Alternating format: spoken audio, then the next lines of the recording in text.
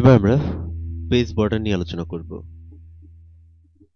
একটি ডকুমেন্টকে আরো সুন্দরভাবে সজ্জিত করার জন্য পেজ বর্ডার একটি গুরুত্বপূর্ণ বিষয়। আমরা মাইক্রোসফট ওয়ার্ড 2007 ব্যবহার করে খুব সহজেই পেজে বর্ডার সংযোজন করতে পারি।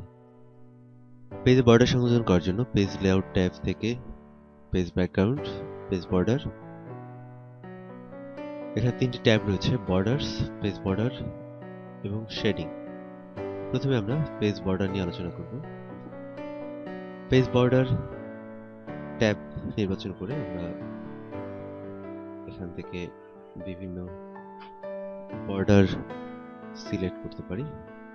আমরা দেখতে পাচ্ছি স্টাইলে গিয়ে যে বর্ডার স্টাইলগুলো রয়েছে, এই বর্ডার স্টাইলগুলো নির্বাচন করলে পেজের চারপাশে এরকম একটি বর্ডার তৈরি হবে। প্রিভিউ দেখতে পাচ্ছি আমরা। ওকে, আমরা দেখতে পাচ্ছি পেজের চারপাশে একটি বর্ডার তৈরি হয়েছে।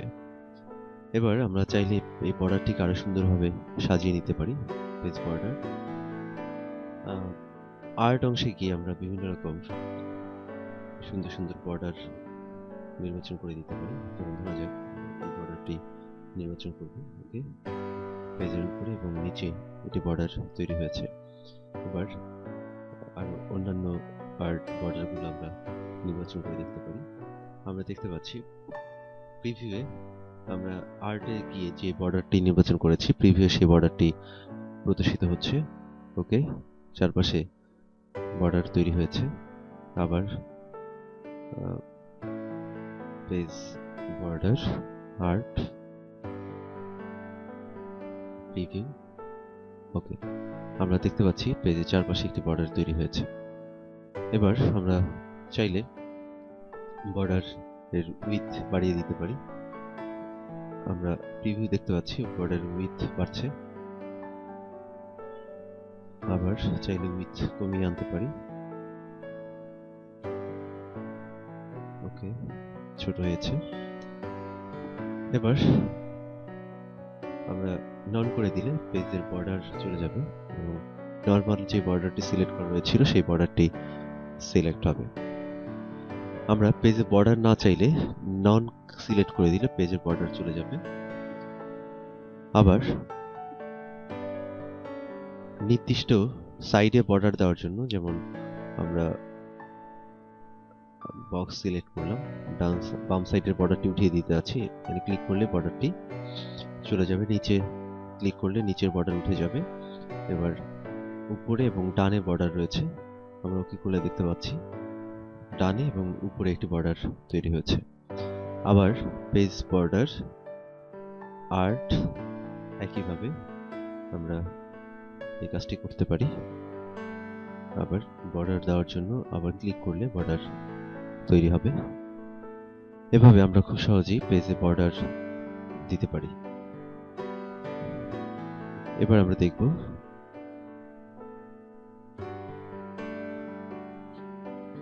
প্যারাগ্রাফ বর্ডার কিংবা শুধু বর্ডার। ধরা যাক আমরা এই প্যারাগ্রাফে একটি বর্ডার দিতে চাই। প্রথমে প্যারাগ্রাফটি সিলেক্ট করে নিব, বর্ডার। এবার আমরা এখান থেকে যে বর্ডার দিতে চাই সেই বর্ডারটি সিলেক্ট করব এবং উইথনেসে গিয়ে আমরা উইথনেস যদি থেকে থাকে তাহলে উইথনেস কমিয়ে দিতে পারবো। ধরা যাক আমরা এই বর্ডারটি নির্বাচন করব। এই জন্য স্টাইলে গিয়ে আমরা বর্ডার সিলেক্ট করলাম। এবার কালারে গিয়ে আমরা কালার পরিবর্তন করতে পারবো। যেমন ধরা যাক আমরা যে বর্ডারটি দিব এই বর্ডারটি লাল হবে, লাল। ওকে, আমরা দেখতে পাচ্ছি প্যারাগ্রাফে প্রত্যেকটি লাইনে একটি করে বর্ডার তৈরি হয়েছে। আমরা আবারও এখান থেকে অ্যাপ্লাই টু অংশ থেকে আমরা পেজের বর্ডার, আমরা এর আগে দেখেছি কলাম তৈরি করার সময় অ্যাপ্লাই টু অংশে section, first page only, apply to অংশে অন্যান্য অপশন ছিল। এখানেও একই রকম। যেমন ধরা যাক আমরা হোল ডকুমেন্ট সিলেক্ট করলে পেজের প্রত্যেকটি প্যারাতে বর্ডার তৈরি হবে।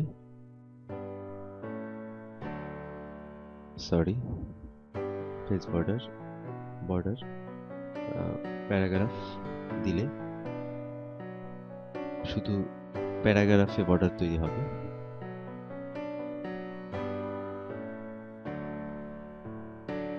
Border, border, paragraph, border,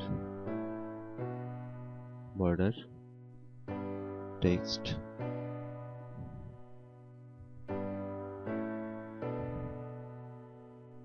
border, text. দুঃখিত, আমরা বর্ডার নির্বাচন করিনি। Border, text.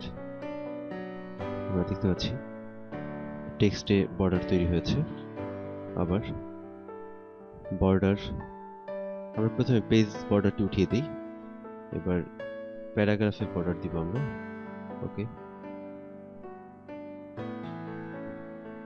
Border, paragraph. আমরা দেখতে পাচ্ছি প্যারাগ্রাফে বর্ডার তৈরি হয়েছে, কিন্তু এর আগে আমরা টেক্সটে বর্ডার অ্যাপ্লাই করেছিলাম বলে প্রত্যেকটি লাইনে বর্ডার চলে এসেছে। আমরা প্রথমেই বর্ডার উঠিয়ে দিব। এবার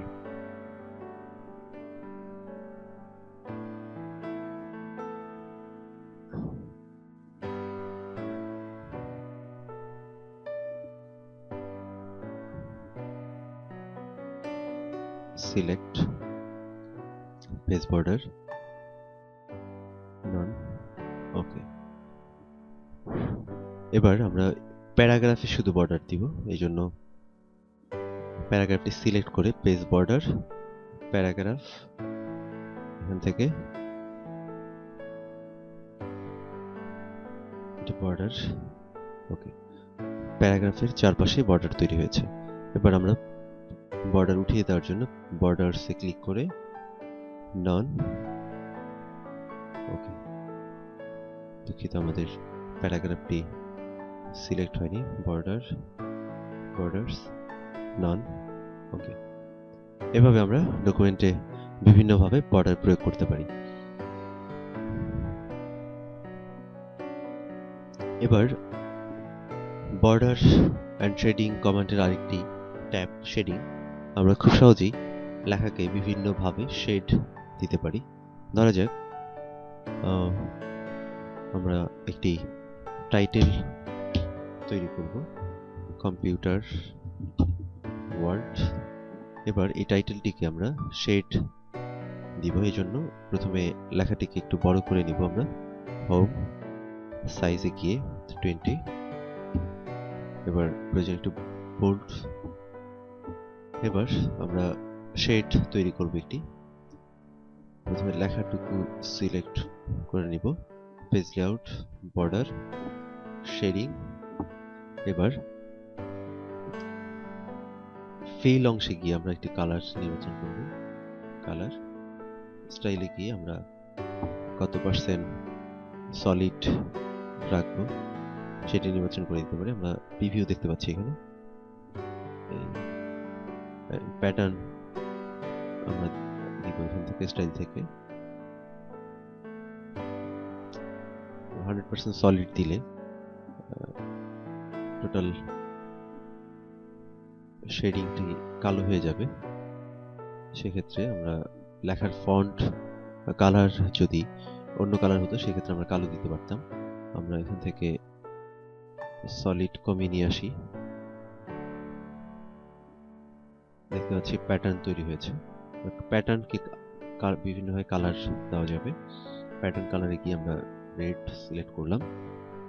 ওকে, আমরা দেখতে পাচ্ছি লেখার নিচে একটি শেডিং তৈরি হয়েছে এবং শেডিং এ একটি প্যাটার্ন রয়েছে। আমরা চাইলে প্যাটার্ন ছাড়াও শেডিং ব্যবহার দিতে পারি, এজন্য বর্ডার্স, শেডিং, ক্লিয়ার। ওকে, আমরা দেখতে পাচ্ছি একটি শেড তৈরি হয়েছে। এবার এই শেডকেও আমরা বিভিন্ন কালার প্রয়োগ করতে পারবো। Shading, fill colour, red. Okay, আমরা দেখতে পাচ্ছি শেডিংটি লাল একটি শেডিং তৈরি হয়েছে লেখার নিচে। এবার এই শেডিংকে আমরা উঠিয়ে দেওয়ার জন্য খুব সহজেই পেজ বর্ডারে ক্লিক করে শেডিং, নো কালার, ওকে। আবার আমরা প্যাটার্ন দিয়ে একটি শেড তৈরি করব। এবার পেজ বর্ডার, শেডিং, এবার প্যাটার্ন অপশন থেকে স্টাইল নির্বাচন করে আমরা এখান থেকে সলিডের পার্সেন্টেজ নির্বাচন করে দিতে পারি। 5% দিলে 5% প্যাটার্ন থাকবে, 100% দিলে 100% সলিড। এবার 25% কালার নির্বাচন করব আমরা,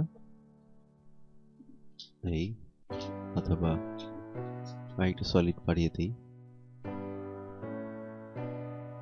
ওকে, আমরা দেখতে পাচ্ছি লেখার নিচে একটি শেড তৈরি হয়েছে।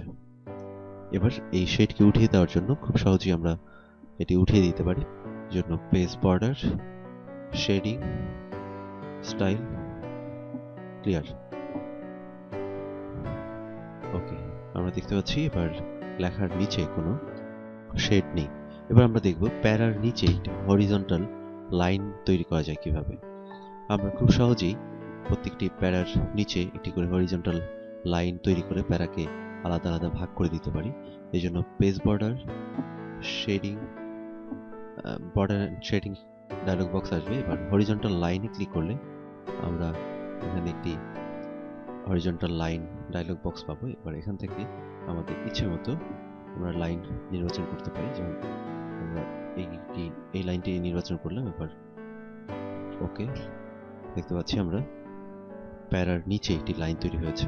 এছাড়া নর্মাল লাইন নিয়ে আসার জন্য আমরা খুব সহজেই home, border and shading, command, horizontal line, আমরা দেখতে পাচ্ছি একটি লাইন তৈরি হয়েছে। এছাড়া আমরা বর্ডার এন্ড শেডিং ডায়লগ বক্সে সরাসরি যাওয়ার জন্য হোম বাটন থেকে border and shading command, border and shading click করলে আমরা সরাসরি বর্ডার এন্ড শেডিং ডায়লগ বক্সে চলে যাব।